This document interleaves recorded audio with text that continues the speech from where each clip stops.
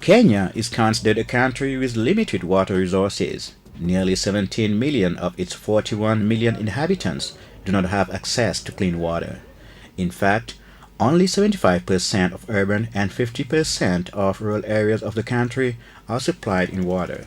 The needs of the capital, Nairobi, is estimated at 700,000 cubic meters per day, while the capacity of its water supply is 500,000 cubic meters, representing a gap of 200,000 to fill.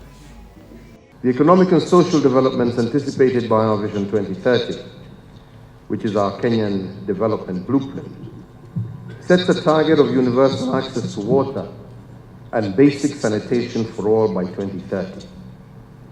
Further, under our Article 43(1) of our Constitution, access to clean and safe water in adequate quantities and reasonable standards of sanitation is a human right.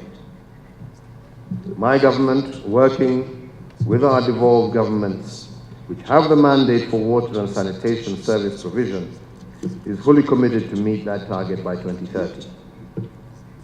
Kenya will continue to promote the integrated water resource management approach to ensure adequate sources, to protect our catchments, and to safeguard biodiversity by promoting wider stakeholder participation, including involving local communities in water conservation activities. Kenyan president was speaking at the 18th Congress of the African Water Association, which his country recently hosted. In fact, over 1,500 participants from at least 80 countries met in Nairobi around the issue of sustainable access to water and sanitation in Africa by 2030. Policymakers, public and private experts, African and foreign companies, development partners, researchers, and industry professionals are unanimous. Access to water is a matter of survival. The need for and importance of sustainable access to water and sanitation for all who live in our continent cannot be overemphasized. One of the consequences of a lack of access is the startling statistic which we should all be conscious of. That is, every 12 seconds, one child dies of waterborne disease. Most of these innocent children are from our continent, and most of these kids are below the age of 5. Humankind, and in particular, all of us as water professionals and leaders, have a responsibility and obligation to rise to this challenge, facing our continent by seeking, finding, and creating innovative solutions in order to improve the lives of our people. Le problème aujourd'hui, c'est qu'il y a dans beaucoup de cas The issue currently is that there are several cases of contamination at the source, and if the source is not contaminated, then the water is being contaminated during transportation or during its storage at home. So our objective is to reduce and even eliminate during the transportation storage chain, because with the major drillings, which are a good thing, we observe that some are highly contaminated and people make long distances to transport and store that water. So we focus on low-cost technology that can be fixed in the compound, in the household. This conference was an opportunity to make an inventory of the development of the water and sanitation sector and the environment in Africa. According to the African Water Association, over 300 million Africans have no access to water, yet the continent has huge potential, including 5.4 trillion cubic meters of renewable water operated at less than 5%.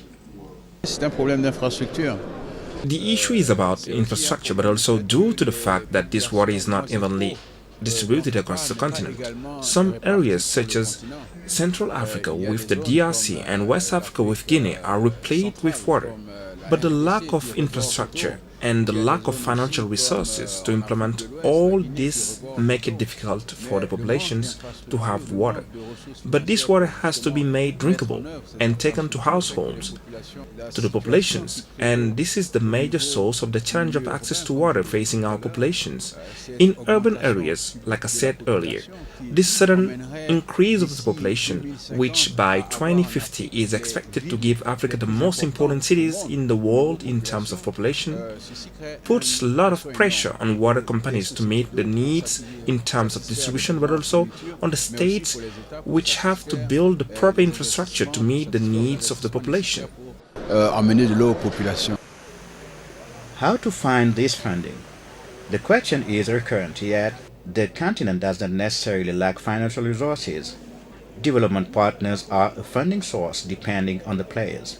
It is, however, clear that they provide only a portion of the $5 billion needed annually to achieve the Sustainable Development Goal on water. In Africa, we tend to always think we don't have money. I think to some extent that's not true. When you look at the budgets that many countries have for defense, they are very big. When it comes to water and sanitation, they come down to about 3% of the budget, of the national budget. So politically, there has to be a shift in focus and also increased focus on water and sanitation.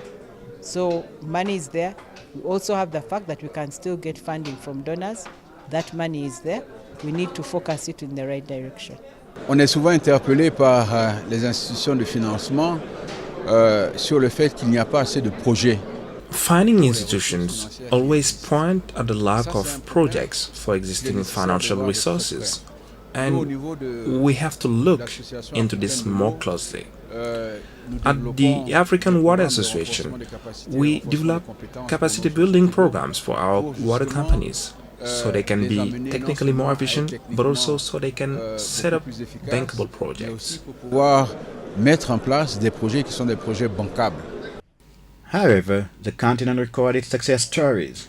Countries like Senegal, Gabon, Uganda, and South Africa have improved in recent years the water supply in urban areas. These results were achieved through significant investments, both public and private, in the sector.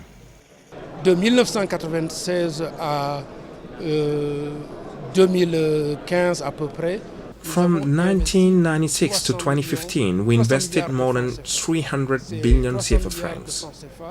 This money helped restore and resize all the drinkable water supply system of Dakar and increase access rate from 79% to about 99% for Dakar, and for the most part through access to connections and 95% in the regions.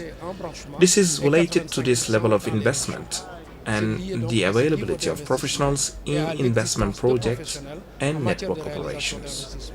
Et en matière d'exploitation de réseaux. The sustainable access in Africa will be resolved by the people of Africa. We all need to get to a point where we say enough is enough. So we no longer accept the fact that we cannot have access. The demanding for water, for services, is a right for all people. So within the governments, there have to be deliberate programs to ensure access.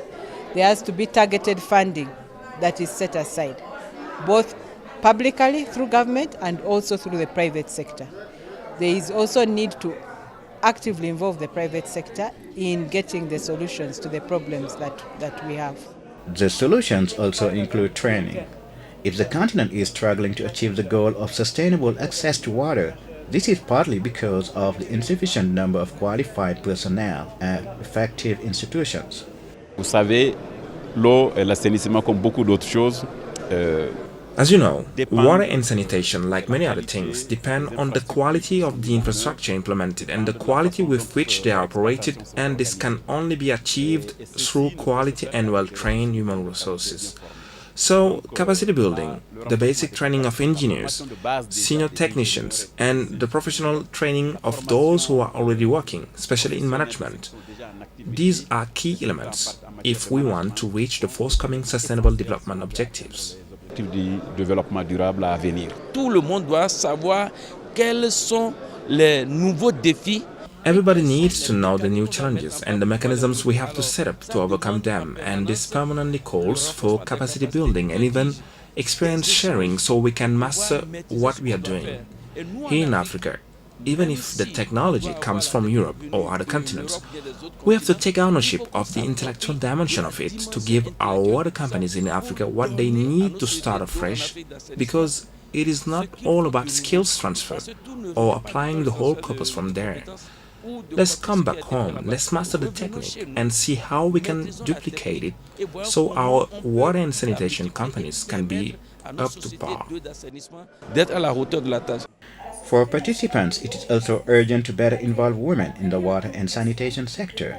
In Africa, they are still poorly represented, and it is on the basis of this observation that was held on the sidelines of the 18th Congress of the African Water Association, the first firm of African women professionals in water and sanitation companies. The point was to sensitize policymakers on the need to promote the presence of women in decision-making bodies of the water and sanitation companies of the continent and in the sector in general. From time to time, we set up programs to address an issue, but it is important that these programs are monitored. And we also need mechanisms that can help monitor these actions for sustainable development, because any action not in line with sustainability is meaningless for me. So we have to make sure that access to water and drinkable water becomes sustainable. And this can only be done through sustainable development.